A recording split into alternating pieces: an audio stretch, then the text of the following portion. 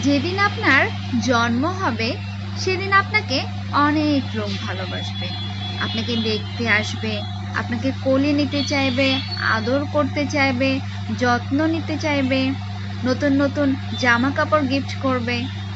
এরপর যেদিন আপনার বিয়ে হবে সেদিনও সবাই আপনাকে অনেক ভালোবাসবে, আপনার কাছে আসতে চাইবে, ছবি তুলতে চাইবে, সেই ছবি তুলে সোশ্যাল মিডিয়ায় আপলোড করবে। মোটামুটি আপনার আশেপাশেই তারা থাকবে। এরপর আপনি যেদিন মারা যাবেন সেদিনও আপনাকে সবাই ভালোবাসবে, আপনার জন্য কান্না করবে, আপনার কাছ থেকে পাওয়া সবকিছু তারা ভুলে যাবে।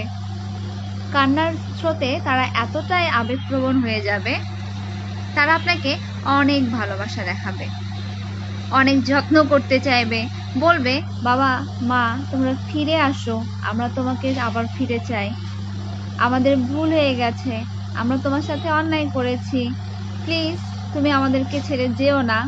সে মুহূর্তে তারা চাইবে আপনি মৃত শরীরে নতুন করে প্রাণ ফিরে পেয়ে আবার তাদের মাঝে জেগে ওঠেন।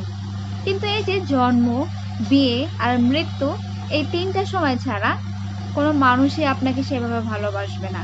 তারা কেউ আপনাকে অপমান করবে, হিংসা করবে, ঘৃণা করবে, নানান নানান বিষয়ে আপনাকে দোষারোপ করবে। এই যে এই তিনটা দিনে আপনি পৃথিবীর সবচাইতে সুখ অর্জন করবেন।